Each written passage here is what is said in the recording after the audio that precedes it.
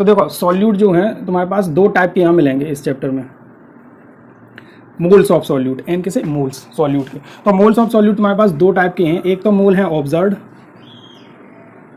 और दूसरे मोल्स हैं थ्योरेटिकल। अब अगर हम क्या करें कि moles observed upon moles theoretical, ये किसका फॉर्मूला है? आई का। देखो ये चीज ध्यान में रखना कि अगर हमें आई निकालना है मोल्स को यूज करके और चार क्वालिटेटिव प्रॉपर्टी को यूज करके, तो हमेशा ऑब्जर्व्ड ऊपर आएगा और थ्योरेटिकल नीचे आएगा। और मोलर मास वाला जो केस था वो जस्ट उल्टा था। वो कैसे उल्टा हुआ देखो, अभी प्रूफ हो रहा है यहीं पे। Moles observed upon mole theoretical is equal to I, ये एक फॉर्मूला है आई निकालने का, और चार फॉर्मूले हुआ है, हम एक ही को यूज कर रहे हैं अभी। तो अगर मोल्स को हम देखें तो सबको पता है मोल्स का क्या फॉर्मूला होता, वेट अपॉन मोलर मास, यही तो होता है। सबसे पहला फॉर्मूला मोल निकालने का है कि अगर तुम्हें वेट दिया गया है किसी भी सब्सटेंस का और तुम्हें मोल निकालना है, तो वेट में मोलर मास से अगर डिवाइड कर दो तुम्हारे पास क्या आ जाएंगे? मोल्स। ये मोल का सबसे सिंपल फॉर्मूला है। अब यही फॉर्मूला हम यहाँ लगाने वाले हैं, ऑब्जर्व्ड के लिए अलग और थ्योरेटिकल के लिए अलग। तो क्या हो जाएगा? आई इज इक्वल टू, ऐसे लिख ले रहे, वेट अपॉन मोलर मास ऑब्जर्व्ड, ठीक है, upon weight upon molar mass theoretical. अब देखो वेट तो दोनों का सेम है तो सीधा सीधा कट गया, यानी कि अगर इसे सॉल्व करके लिखें तो अब थ्योरेटिकल वाला मास ऊपर आ जाएगा और अपॉन मोलर मास ऑब्जर्व्ड आ जाएगा इज इक्वल टू आई। तो अब तुम देख सकते हो आई का फॉर्मूला, इसी में तो कंफ्यूजन होती थी कि मोलर मास के केस में थ्योरेटिकल ऊपर आ जाता और ऑब्जर्व्ड नीचे चला जाता है। तो ये कैसे आ रहा है अब समझ में आ गया? अब तो नहीं भूलोगे। तो ये फर्क होता है कि अगर आई में, आई को अगर तुम मोल्स के रिस्पेक्ट में निकालोगे तो moles observed upon moles theoretical, और अगर मोल्स की वैल्यू लगा के मोलर मास के रिस्पेक्ट में निकालोगे तो ठीक उल्टा हो जाएगा, थ्योरेटिकल ऊपर आ जाएगा और ऑब्जर्व्ड नीचे आ जाएगा। अब एक चीज देखो, थ्योरेटिकल और ऑब्जर्व्ड के बारे में सुनो। थ्योरेटिकल मोलर मास या थ्योरेटिकल मोल्स कौन से होते हैं? वो ऑब्जर्व्ड मोल, वो थ्योरेटिकल। देखो थ्योरेटिकल मोल्स कैसे कहते हैं ये समझो। थ्योरेटिकल मोल्स हम बोलते हैं जो एक्सपेक्टेड हैं। कैसे हैं? एक्सपेक्टेड। एक्सपेक्टेड का मतलब ये है जो तुम्हें क्वेश्चन में दिए जाएंगे। थ्योरेटिकल मतलब जो तुम्हें पता है, जो ओरिजिनल है। ऑब्जर्व्ड क्या है? जो प्रैक्टिकल करके जो तुम्हें पता चले, आफ्टर प्रैक्टिकल जो तुम्हें पता चला, जो तुम्हारी ऑब्जर्वेशंस रही। प्रैक्टिकल में ऑब्जर्वेशंस देखी जाती हैं, तो ऐसे समझो ऑब्जर्व करने के बाद जो तुम्हारे पास मोल आएंगे उन्हें हम क्या बोलेंगे? Observed moles. और थ्योरेटिकल मोल्स कैसे बोलेंगे? जो एक्सपेक्टेड है। जैसे अगर हम बोले कि सोडियम का जो मोलर मास है वो 23 होता है, तो ये जो हमने 23 वैल्यू बोली ये थ्योरेटिकल है, ये तुम्हें पता है। और अगर तुम सोडियम की प्रैक्टिकल करने के बाद निकालो तो 23 पॉइंट समथिंग कुछ आएगी, तो ये जो है तुम्हारी वैल्यू सोडियम के मोलर मास की वो क्या है? ऑब्जर्व्ड। तो थ्योरेटिकल और ऑब्जर्व्ड में मतलब समझे, ये चीज समझना है, ठीक है। तो अब यानी कि यहाँ पर क्या है कि अगर तुम्हें इस फॉर्मूले को हम आगे बढ़ा रहे हैं, इस वाले को, N observed upon N theoretical is equal to I, यानी कि ये है कि अगर तुम्हें एन ऑब्जर्व्ड निकालना है, अगर तुम्हें एन ऑब्जर्व्ड निकालना है, एन ऑब्जर्व्ड मतलब प्रैक्टिकल के बाद वाले मोल्स अगर तुम्हें निकालना है, तो तुम्हें कुछ नहीं करना होगा, प्रैक्टिकल करने की जरूरत नहीं है। तुम्हें दो चीजें पता होनी चाहिए, एक तो आई पता होनी चाहिए। आई अगर पता है जिस सॉल्यूट का तुम एन ऑब्जर्व्ड निकाल रहे हो, मोल्स ऑफ ऑब्जर्व्ड, आई अगर पता है उसका मल्टीप्लाई कर दो एन थ्योरेटिकल से, ठीक है।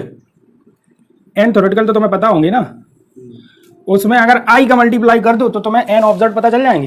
तो अब ये फॉर्मूला जो है ये बहुत इंपॉर्टेंट है, इसे ध्यान में रखो। अब ये आगे बहुत यूज आने वाला है, हर क्वालिटेटिव प्रॉपर्टी में हम यही फॉर्मूला यूज करेंगे आगे, ठीक है। तो ये तुम्हारा, हमें मेरा बताने का इतना पर्पस था कि ये फॉर्मूला तुम्हारे दिमाग में बैठे, तो शायद अब बैठ गया होगा कि एन ऑब्जर्व्ड अगर तुम्हें निकालना है तो आई का मल्टीप्लाई कर दो एन थ्योरेटिकल में, तो तुम्हें एन ऑब्जर्व्ड पता चल जाएगा। अब देखो इसे एक एग्जाम्पल के थ्रू हम प्रूव करें किस तरह से डिफरेंट है ये। जैसे अगर हम लिखें कि 1 मोल ग्लूकोज वर्सेस 1 मोल NaCl, अगर हमने ये लिखा 1 मोल ग्लूकोज वर्सेस 1 मोल NaCl, देखो दोनों में हमने 1 मोल लिए हैं, तो ये जो 1 मोल तुम्हें दिया गया है ये कौन सी वैल्यू है? ये तुम्हारी है थ्योरेटिकल वैल्यू, क्योंकि दिया गया है, ये तुम्हें दिख रहा है, तुम्हें पता है, तो ये कौन सी वैल्यू है? अब अगर तुम्हें ऑब्जर्व्ड निकालनी है तो क्या करना पड़ेगा? इसी 1 मोल में आई से मल्टीप्लाई कर दें। तो देखना ग्लूकोज का जो तुम्हें दिया गया है वो 1 मोल है, और ग्लूकोज की अगर आई की हम देखें वैल्यू, तो ग्लूकोज के लिए आई कितना होगा? कोई बता सकता? आई कैलकुलेट करना सिखाया था? कौन कौन से केस थे? एक तो डिसोसिएशन वाला केस था, एक नॉन इलेक्ट्रोलाइट एसोसिएशन। तो ये ग्लूकोज तुम्हारा किस कैटेगरी में आ रहा? डिसोसिएशन में कैसे आ रहा? ग्लूकोज के कभी आयन सुने हैं कि C पॉजिटिव और H नेगेटिव और तो ये डिसोसिएट वाला केस तो है ही नहीं। ये नॉन इलेक्ट्रोलाइट था, हमने एग्जाम्पल भी लिया था, तुम लोगों को याद नहीं है। ग्लूकोज ना तो एसोसिएट होता है ना डिसोसिएट होता है, ये क्या है? Non electrolyte. और नॉन इलेक्ट्रोलाइट के लिए आई स्ट्रेट फॉरवर्ड था 1। तो यानी कि ग्लूकोज के केस में आई इज इक्वल टू, तो अब आई पे ध्यान दो, जो हम पढ़ा चुके तुम्हें वो 2-3 बार पढ़ो। आई निकालना अगर नहीं सीख पाए तो आगे क्वालिटेटिव प्रॉपर्टी नहीं निकाल पाओगे। तो आई इज इक्वल टू, अभी तुम यहीं पे गिर पड़े, अभी तो कुछ स्टार्ट ही नहीं हुआ है, परसों पढ़ाया था। तो I is equal to 1 glucose के केस में। तो अब आई पता है और थ्योरेटिकल मोल्स पता है, तो एन ऑब्जर्व क्या आ जाएंगे? 1 × 1 दैट इज 1। ठीक है, अब इसमें आ जाओ, यहाँ पे थ्योरेटिकल 1 है, और अगर NaCl के लिए हम आई देखें, डिसोसिएट होता था, और NaCl एक स्ट्रॉन्ग इलेक्ट्रोलाइट है, और स्ट्रॉन्ग इलेक्ट्रोलाइट का केस हमने बताया था कि I बराबर N होता है, मतलब जितने नंबर ऑफ पार्टिकल्स होंगे वही उसका I हो जाएगा। तो जब NaCl डिसोसिएट होगा तो Na positive plus Cl negative में हो जाएगा, यानी कि N इज इक्वल टू यहाँ कितनी है? 2, that's why I is equal to 2। अब इसके अगर हम N ऑब्जर्व निकालें तो N ऑब्जर्व कितने आएंगे? 2 × 1 दैट इज 2। अब देखो, अब इस चीज़ को कंपेयर करो, तुमने सॉल्यूशन लिया था, एक में ग्लूकोज का लिया था, एक में NaCl का लिया था, इसमें भी 1 मोल ग्लूकोज लिया था, इसमें भी 1 मोल लिया था। ठीक है, दोनों ही में तुमने 1 मोल लिया है, अमाउंट सेम लिया है, अमाउंट सेम लिया है, फिर भी इसमें तो नंबर मोल्स आ रहे हैं 1 ऑब्जर्व वाले, जो तुम्हें दिखेंगे जब तुम इस सॉल्यूशन को बना लोगे, तो तुम्हें N ऑब्जर्व यहाँ पे सॉल्यूट के 1 दिख रहे और इसमें N ऑब्जर्व 2 दिख रहे। तो बिहेवियर देखो दोनों का अलग आ रहा है, भले ही तुमने मोल सेम लिए हैं, लेकिन एक्चुअल में जो बिहेवियर है दोनों सॉल्यूशन का वो अलग आ रहा है। एक में तुम्हें केवल 1 ही मोल वाले पार्टिकल दिख रहे और दूसरे में 2 मोल्स, लेकिन जबकि तुमने लिए दोनों में सेम है। तो ये बिहेवियर का जो डिफरेंस है, ये क्या हो रहा है? यहाँ पे 2-2 टाइप के मोल्स तुम्हें दिखने लगे। ये तो है तुम्हारे N थ्योरेटिकल, ये है N ऑब्जर्व। अब नॉन इलेक्ट्रोलाइट के केस में दोनों ही सेम होते हैं, ऑब्जर्व और थ्योरेटिकल, लेकिन यहाँ डिसोसिएशन का केस है, तो ये तो तुम्हारे मोल्स कौन से हैं? कौन से हैं? ये कौन से मोल्स हैं? NaCl तो है, लेकिन ये कौन से मोल हैं? थ्योरेटिकल हैं क्या ऑब्जर्व? ये थ्योरेटिकल हैं, और ये ऑब्जर्व। तो देखो मोल्स ऑफ NaCl थ्योरेटिकल 1 है और ऑब्जर्व 2 है, तो अलग अलग मोल्स आ रहे। यही चीज हम बता रहे थे कि इस चैप्टर में हमें तुम्हें 2 टाइप के मोल्स दिखेंगे सॉल्यूट के, एक तो N ऑब्जर्व और एक N थ्योरेटिकल। ये सेम भी हो सकते हैं, डिफरेंट भी हो सकते हैं। नॉन इलेक्ट्रोलाइट के केस में हमेशा सेम होंगे, और बाकी डिसोसिएशन और एसोसिएशन के केस में डिफरेंट होंगे नॉन इलेक्ट्रोलाइट के केस में, क्योंकि ग्लूकोज हमारा नॉन इलेक्ट्रोलाइट है, तो इसमें 100% कुछ नहीं होने वाला है। तो इसमें जो तुम डालोगे वही तुम्हें दिखेगा, जबकि डिसोसिएशन और एसोसिएशन में क्या होगा? तुम डाल कुछ और रहे, दिखेगा तुम्हें कुछ और। ठीक है, तो ये चीज इतनी कॉन्सेप्ट क्लियर हुई, ये बताने की चीज थी, नोट करो इसे। अब देखो इसके बाद हम क्या स्टार्ट कर रहे हैं। अब हमने ये समझ लिया ऑस्मोसिस क्या थी, ऑस्मोटिक प्रेशर समझ लिया क्या होता है, कैसे मेजर करते हैं वो भी देख लिया। अब हम क्या करेंगे? ऑस्मोटिक प्रेशर का जो फॉर्मूला है वो डिराइव करेंगे, ऑस्मोटिक प्रेशर का फॉर्मूला डिराइव करेंगे। तो जो ऑस्मोटिक प्रेशर का आपका फॉर्मूला है वो ऑलरेडी डिराइव्ड है, मीन साइंटिस्ट उससे डिराइव कर चुके हैं, एक्सपेरिमेंट किया था, उसके थ्रू उन्होंने एक फॉर्मूला डिराइव किया ऑस्मोटिक प्रेशर का। वो फॉर्मूला तुम्हें केवल पढ़ना है, एक्सपेरिमेंट करके डिराइव नहीं करना है। तो तुम लोगों को बहुत सिंपल सा काम है। उन्होंने किया क्या? उन्होंने एक एक्सपेरिमेंट किया, एक्सपेरिमेंट वही था जो हमने कल उस दिन बनाया था। उन्होंने फिर जब वो एक्सपेरिमेंट किया और उस एक्सपेरिमेंट से उन्होंने जो ऑब्जर्वेशंस देखी, उन ऑब्जर्वेशंस को उन्होंने कुछ इस तरह से लिखा, देखो समझो। उन्होंने ये बोला कि जो पाई है हमारा ऑस्मोटिक प्रेशर, वो डायरेक्टली प्रोपोर्शनल जा रहा है कंसंट्रेशन के। किसके?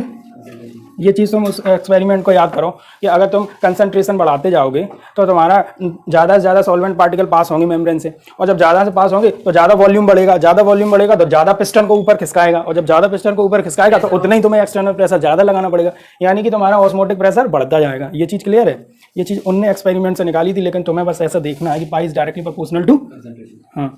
सेकंड चीज, इस चीज़ को हम ऐसे लिख सकते हैं, pi is directly proportional to C, C यानी कि कंसंट्रेशन। कंसंट्रेशन टर्म हमारे पास 5-6 थे, लास्ट क्लासेस में पढ़ चुके हैं थे। उनमें से जो तुम्हारा कंसंट्रेशन टर्म है यहाँ पे वो मोलरिटी है, मतलब साइंटिस्ट ने जो एक्सपेरिमेंट किया था उसमें जो एक्वा सॉल्यूशन लिया था उसमें जो कंसंट्रेशन थी वो कौन सी वाली थी? मोलरिटी वाली। तो पहला यही है तुम्हारा कि pi is directly proportional to molarity, ये चीज समझे। अब दूसरा फैक्टर क्या था, देखो दूसरा फैक्टर उनका ये था कि pi is directly proportional to temperature, और टेम्परेचर था एब्सोल्यूट। एब्सोल्यूट टेम्परेचर कौन सा होता, वो तो होता है -273 एब्सोल्यूट टेम्परेचर। हाँ ठीक है, एब्सोल्यूट टेम्परेचर -273 यानी कि 0 डिग्री सेल्सियस वही होता है। हाँ, तो एब्सोल्यूट टेम्परेचर हमेशा केल्विन में लिया जाता है, ठीक है। मतलब कहने का इतना है कि जो तुम टेम्परेचर लोगे वो केल्विन वाला लोगे, डिग्री सेल्सियस वाला नहीं लोगे। तो दूसरा इनका कंक्लूजन ये था एक्सपेरिमेंट करने के बाद साइंटिस्ट का कि pi is directly proportional to temperature. इनका मतलब ये था कि अगर हम टेम्परेचर बढ़ाएं उस सॉल्यूशन का, मीन्स जो हमने ये सिस्टम लिया था इसमें जो सॉल्यूशन भरा था, अगर इसका हम टेम्परेचर बढ़ाएंगे, क्या टेम्परेचर बढ़ाएंगे तो क्या होगा, हाँ तो भी ऑस्मोटिक प्रेशर बढ़ जाएगा। ये चीज़ कैसे समझ सकते, ऐसे समझ सकते हैं कि टेम्परेचर बढ़ाओगे तो जब टेम्परेचर तुम बढ़ाओगे तो टेम्परेचर बढ़ने पर वॉल्यूम बढ़ता है, ये उस दिन हमने बताया था तुम्हें, ठीक है। वही फंडा लगेगा, टेम्परेचर बढ़ने से वॉल्यूम बढ़ेगा, जब वॉल्यूम बढ़ेगा तो पिस्टन और खिसकेगी, पिस्टन खिसकेगी तो एक्सटर्नल प्रेशर और लगाना पड़ेगा। तो ये चीज़ समझ गए, pi osmotic pressure is directly proportional to temperature, यानी कि दो फैक्टर तुम्हारे पास आ गए, pi is directly proportional to temperature and M को हम सी ले रहे हैं। उन्होंने एक्सपेरिमेंट में मोलरिटी ली थी, लेकिन बाद में ये आके पता चला मोलरिटी लेते चाहे मोलरिटी लेते रिलेशन वही है, तो हम सी ले रहे हैं। बाई चांस तुम्हारे सॉल्यूशन में अगर परसेंटेज वेट बाई वेट हो और तब तुम्हें निकालना हो ऑस्मोटिक प्रेशर, तो इसीलिए हम सी ले रहे हैं जनरल सबके लिए। टीसी ना लिख के सीटी लिखो। Pi is directly proportional to C T. अब इस डायरेक्टली प्रोपोर्शनल के साइन को जब हम हटाएंगे तो एक कांस्टेंट आता है, ठीक है। उस कांस्टेंट को हम एस से रिप्रेजेंट कर रहे हैं, किससे, एस से रिप्रेजेंट कर रहे हैं। एस क्या है, एस यहाँ पे जो है तुम्हारा वो है आइडियल सॉल्यूशन कांस्टेंट। एस क्या है, आइडियल सॉल्यूशन कांस्टेंट। जैसे आइडियल गैस कांस्टेंट होता था वैसे ये एस है ideal solution constant. Gas constant वहां आर से रिप्रेजेंट होता था, वो गैस के लिए था कि अगर कोई गैस है उसके लिए कांस्टेंट निकालें तो आइडियल गैस कांस्टेंट था। यहाँ जो सॉल्यूशन की बात चल रही तो आइडियल सॉल्यूशन कांस्टेंट। लेकिन एक चीज है कि ये जो आइडियल सॉल्यूशन कांस्टेंट है इसकी जो वैल्यूज हैं वो बराबर हैं बिल्कुल आर के, मींस आइडियल गैस कांस्टेंट के। ये तो था R ideal gas constant. S की जो वैल्यू है आइडियल सॉल्यूशन कांस्टेंट की वो आइडियल गैस कांस्टेंट के जस्ट एकदम बराबर आ रही हैं। तो हम यहाँ एस की जगह आर भी लिख सकते हैं, लिख सकते क्या नहीं लिख सकते। तो यहाँ हाँ, तो हमारा जो नया फॉर्मूला आया वो आया I equal to C R into T, ये आ गया फॉर्मूला। अब देखो ये फॉर्मूला कैसे, यहाँ पे जो C है अगर मोलरिटी हम माने C को तो हम C को खोल के ऐसे लिख सकते हैं N upon volume into R into T, ये फॉर्मूला आ गया। और अगर हमने इसे एक्सपेंड कर दिया, अब इस फॉर्मूला को कंपेयर करो तुम इस वाली फॉर्मूले से, P is equal to N upon V R into T. ये तुम्हारी ये तुम्हारी आइडियल गैस इक्वेशन थी, आइडियल गैस इक्वेशन थी P V is equal to N R T. तो यहाँ पे ये गैस के लिए था कि pressure is equal to N upon V into R T. अब अगर सॉल्यूशन के लिए देखें तो pi is equal to N upon V into R T, ये आ गया तुम्हारे पास, ठीक है। अच्छा अब एक चीज़ देखो, यहाँ पे ये जो फॉर्मूला तुम्हारा आया है इसमें ये जो मोल्स हैं ये कौन से मोल्स हैं। तुम्हारे सॉल्यूशन में दो टाइप के मोल्स होते हैं, एक तो ऑब्जर्व एक थ्योरेटिकल, ठीक है। तो ये एक्सपेरिमेंट हुआ है, ठीक है। एक्सपेरिमेंट के दौरान जो मोल्स आते थे ऑब्जर्व थे, यानी कि ये कौन से मोल्स हैं। तो अब इसे हमें थ्योरेटिकल में कन्वर्ट करना होगा, क्योंकि क्वेश्चन जब आएगा न्यूमेरिकल का तो उसमें जो तुम्हें मोल्स दिए जाएंगे वो तुम्हें थ्योरेटिकल दिए जाएंगे, ठीक है। तो अब इसे हमें कन्वर्ट करना है अपने थ्योरेटिकल वाले में। तो पाई इज इक्वल टू, ये एन ऑब्जर्व है तो N theoretical upon V into R T. और हमें पता था ऑब्जर्व को थ्योरेटिकल में कन्वर्ट करने के लिए आई से मल्टीप्लाई कर देते थे, थ्योरेटिकल में आई से मल्टीप्लाई कर देते थे तो एन ऑब्जर्व हमें मिल जाता था। तो ये जो फॉर्मूला आ गया ये तुम्हारा फाइनल फार्मूला है और यही फार्मूला न्यूमेरिकल्स में यूज होगा। केवल अब तुम्हें ये फार्मूला रखना है। एन थ्योरेटिकल तुम्हें क्वेश्चन में दिए जाएंगे, वॉल्यूम तुम्हें क्वेश्चन में दिया जाएगा, आर तुम्हें पता है, टी क्वेश्चन में दिया जाएगा, आई तुम्हें खुद कैलकुलेट करना है कौन सा केस है, डिसोसिएशन है क्या एसोसिएशन। आर अभी हम बताएंगे, सबके बताएंगे क्या क्या यूनिट्स होंगी, क्या क्या वैल्यूज होंगी। हाँ इसकी वैल्यू अभी हम बताएंगे। चलो आर की वैल्यू देख लो। हाँ अब सबकी वैल्यूज देख लो तब तुम्हें और क्लियर होगा। देखो ये तुम्हारे पास सिंपल सा फॉर्मूला आ गया, ये तुम्हें ध्यान देना है इस पर और बिल्कुल घबराना नहीं है, बहुत मज़ा आने वाला है। अब इसके लिए आप क्वेश्चन ये देखो कि क्या क्या यूनिट्स होंगी, ये सब जो टर्म्स हैं इनकी क्या क्या यूनिट्स लें, तो क्या क्या किस यूनिट में हमारा प्रेशर निकल के आएगा वो देखो। तो अगर हम आर की दो वैल्यूज़ होती हैं, अगर हम आर 0.0821 लें, एक तो ये वैल्यू होती है आर की 0.0821, इसकी यूनिट क्या होती है, इसकी यूनिट होती है litre ATM upon mole kelvin. इतनी बड़ी यूनिट है, litre ATM upon mole kelvin. जब अगर तुम ये वाली आर की वैल्यू लोगे, ठीक है, आर की वैल्यू ये वाली लोगे अगर, तो यहाँ पे वॉल्यूम की यूनिट तुम्हें क्या लेनी पड़ेगी, वॉल्यूम की लीटर लेनी पड़ेगी, क्योंकि देखो इसमें लीटर है, वॉल्यूम की लीटर लेनी पड़ेगी। और टेम्परेचर की केल्विन, टेम्परेचर की हमेशा केल्विन ले जाएंगे। अब कुछ बचा नहीं, मोल्स की मोल्स होती है, पाई बचा। तो अब जो तुम्हारा आंसर निकल के आएगा पाई, उसकी क्या यूनिट होगी, अरे यहाँ पे आर में देखो ना, हाँ, तो जो तुम्हारा आंसर पाई निकल के आएगा वो किस में आएगा, एटीएम में। तो अगर तुम आर की वैल्यू पे सब यूनिट्स डिपेंड है, तुम्हारी आर की वैल्यू पे ही तुम्हारी सब यूनिट डिपेंड है। आर की अगर तुम 0.0821 litre ATM upon mole kelvin लोगे तो वॉल्यूम तुम्हें लीटर में लेना पड़ेगा, टेम्परेचर तुम्हें केल्विन में लेना पड़ेगा, और पाई तुम्हारा निकल के आएगा एटीएम में। अब दूसरी वैल्यू देखो आर की, दूसरी वैल्यू तुम्हारी आर की जो है, एक चीज और देखो, इस वैल्यू को हम अप्रॉक्स 1/12 भी मान सकते हैं।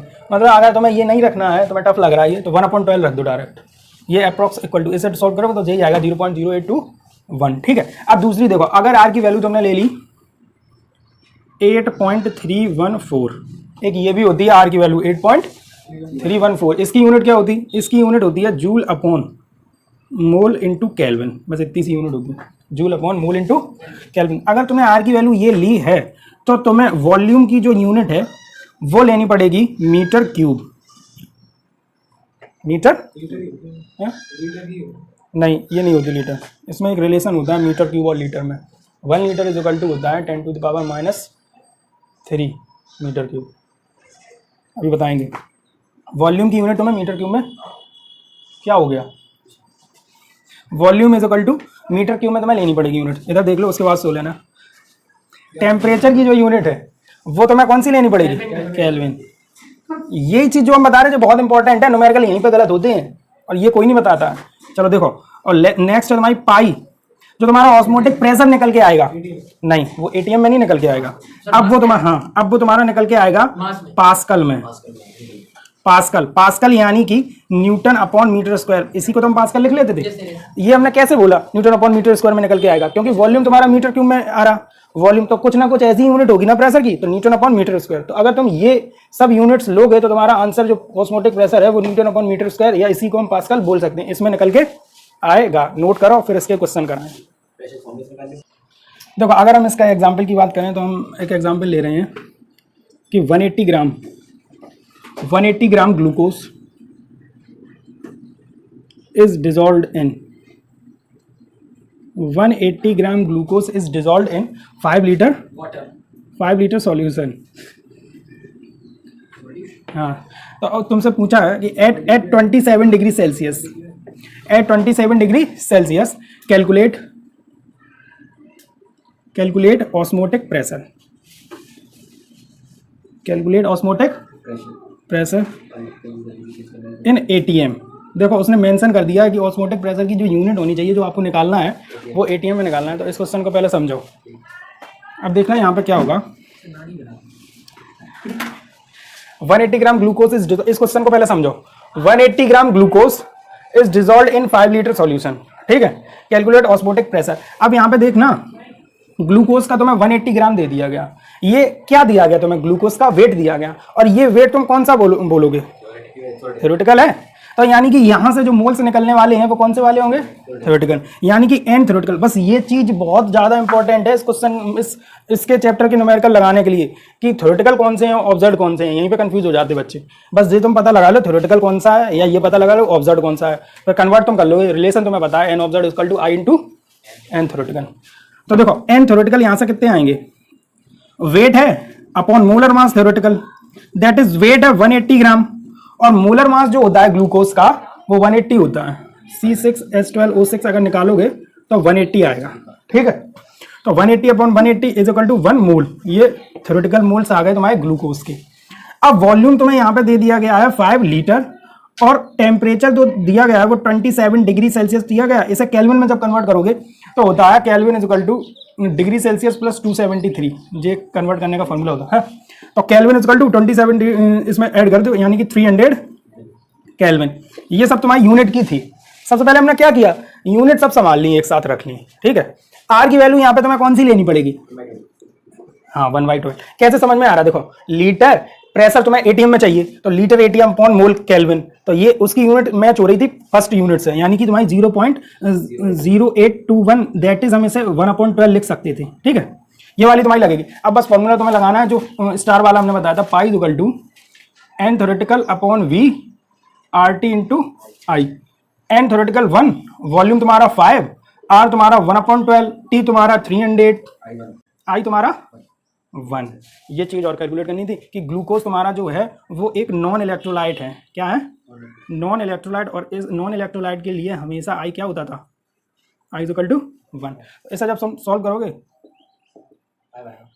हाँ, तो तुम्हारा जो प्रेशर आ गया ऑस्मोटिक प्रेशर वो क्या आ गया 5 एटीएम। तो ये सबसे सिंपल न्यूमेरिकल था। सॉल्यूशन के जो न्यूमेरिकल हैं वो सबसे आसान है, तो हमें केवल ये 4 फार्मूले लगाने हैं और इन्हीं 4 फार्मूले से क्वेश्चन आएगा। या तो तुम 12th का बोर्ड मान लो और या आईआईटी का मान लो, सीधा क्वेश्चन आता है आईआईटी में, क्योंकि कहीं से क्वेश्चन बन ही नहीं पाएंगे इसमें। क्वेश्चन केवल यही सेम है 4 क्वालिटेटिव प्रॉपर्टी की। इसके बाद एक और हम देख रहे हैं, तब तक तुम ये नोट करो, हम क्वेश्चन लिख रहे हैं कि 60 ग्राम ऑफ यूरिया इस फॉर्मूले से आया। केल्विन इज इक्वल टू होता है डिग्री सेल्सियस प्लस 273, ये रिलेशन होता है। तो डिग्री सेल्सियस को तुम्हें केल्विन में बनाना है, तो डिग्री सेल्सियस में 273 ऐड कर दो तो वही तुम्हारा केल्विन में आ जाएगा। तो 60 gram of urea is dissolve. Next question हम लिख रहे हैं 60 gram of urea is dissolve in 5 litre solution at 27 degree Celsius. Calculate osmotic pressure in ATM.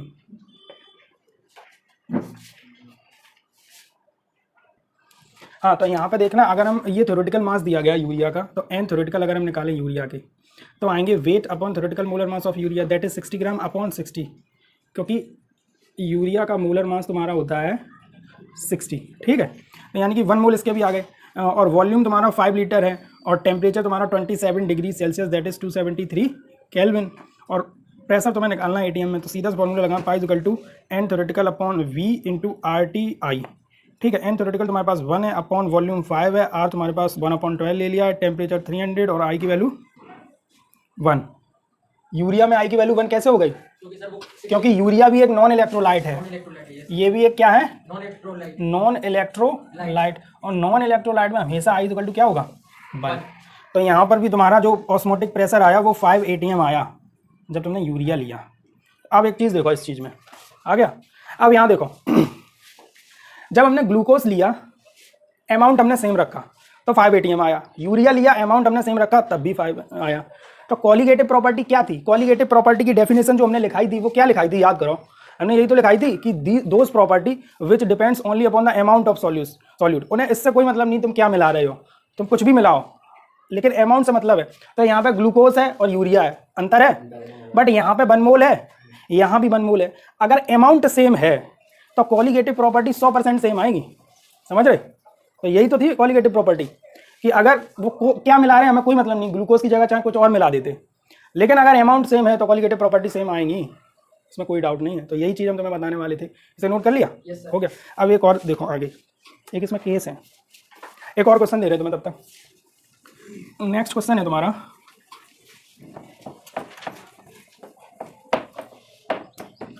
Next question ये है कि 58.5 gram of NaCl is mixed in 5 litre solution at 27 degree Celsius. Calculate osmotic pressure. तो ये भी बहुत simple है, इन ATM, बस आई की वैल्यू का डिफरेंस आ जाएगा यहाँ पर। हाँ यहाँ कितना आ रहा, 5 नहीं आ रहा यहाँ। देखो कैसे क्या होगा, देखो NaCl का अगर हम मोलर मास देखें तो Na का होता है 23 और Cl का होता है 35.5, इसे सबको ऐड करें तो 58.5 आएगा, ठीक है। अब अगर ये थ्योरेटिकल मास दिया गया तो एन थ्योरेटिकल अगर हम निकालें NaCl के तो 58.5 अपॉन 58.5 यानी कि 1 मोल आ गया। और वॉल्यूम हम देख रहे हैं कि 5 लीटर है। टेम्परेचर है 27 डिग्री सेल्सियस, इसका मतलब 300 केल्विन। प्रेशर तुम्हें निकालना है ATM में, वो भी ठीक है। तो अब देखो यहाँ पे हमें आई की वैल्यू डिसाइड करनी है। आई NaCl के लिए क्या होगा, बिकॉज NaCl जो है तुम्हारा वो डिसोसिएट होगा, और स्ट्रॉन्ग इलेक्ट्रोलाइट है तो कंप्लीट डिसोसिएट होगा। कंप्लीट डिसोसिएट होगा मतलब आई वही होगा जो नंबर ऑफ आयंस होंगे, और नंबर ऑफ आयंस यहाँ पे n = 2 होंगे, दैट इज आई = भी तुम्हारा क्या होगा 2। अब अपना फॉर्मूला लगाएं, पाई = n theoretical upon v RTI। हाँ, तो मोल्स 1 है अपॉन v 5 है, r 1/12 लेंगे, टेम्परेचर 300, i = 2। इसे सॉल्व करेंगे तो पाई = तुम्हारा आ गया 10 ATM आ गया। तो अब तुम एक चीज देख सकते हो, क्या हमने बोला था कि दूसरी हमने एक बात बोली थी, colligative property depends upon number of particles. उन्हें इससे मतलब नहीं है कि नेचर ऑफ क्या है सॉल्यूट का, केवल किस पर डिपेंड है। तो देखो यहाँ पे नंबर ऑफ पार्टिकल्स तुम्हारा केवल एक था, कैसे था, आई यहाँ पे 1 आ रहा था तो नंबर ऑफ पार्टिकल तुम्हारे 1 थे।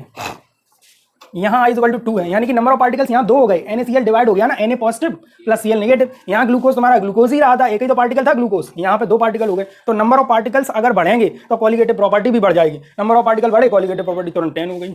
समझ रहे, तो ये प्रूफ हो रही चीजें, तो इस तरह से न्यूमेरिकल किए जाते हैं। अब नेक्स्ट चीज देखो, एक और इसमें केस है, ऑस्मोटिक प्रेशर का केस है, ये कर लिया था।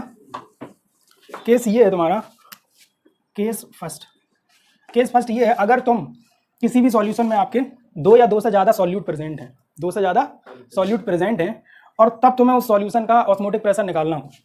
If solution contain more than 2 solutes, और उसके बाद तुम्हें ऑस्मोटिक प्रेशर निकालना हो, तो सॉल्यूशन का जो ऑस्मोटिक प्रेशर होगा इज इक्वल टू वो होगा π1 + π2 + π3 प्लस ... मतलब जो तुम्हारे नंबर ऑफ सॉल्यूट्स हैं, एक एक करके उनके रिस्पेक्ट में पहले तुम ऑस्मोटिक प्रेशर निकाल लेना। जैसे तुम्हारे में 2 हैं सॉल्यूट प्रेजेंट, तो फर्स्ट के रिस्पेक्ट में पाई अलग आएगा, क्योंकि फर्स्ट के रिस्पेक्ट में आई अलग होगा ना, सेकंड के रिस्पेक्ट में पाई अलग आएगा। 2 हैं, दोनों को ऐड कर देना तो वो फाइनल सॉल्यूशन का पाई आ जाएगा। इसका एग्जाम्पल देखो तब तुम्हें समझ में आएगा। एग्जाम्पल देखो, क्या एग्जाम्पल ये है कि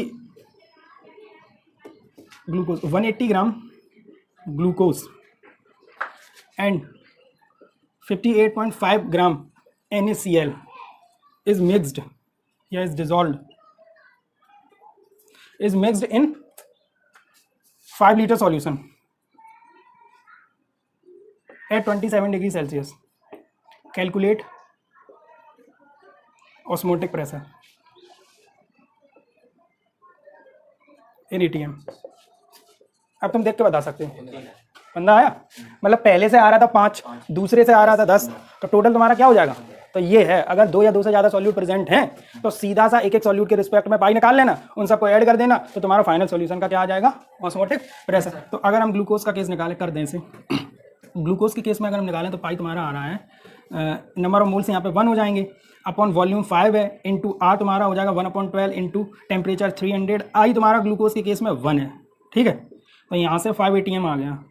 और NaCl का अगर केस देखें तो I = यहाँ 2 है, यहाँ I = 1 होगा, नॉन इलेक्ट्रोलाइट है, तो पाई = 1/5 इंटू 1/12 इंटू 3 इंटू 2, यानी कि पाई = 10। तो ये तुम्हारा π1 है, ये तुम्हारा π2 है, तो फाइनल पाई क्या हो जाएगा, π1 + π2, दैट इज पाई = 5 + 10 यानी कि 15 ATM।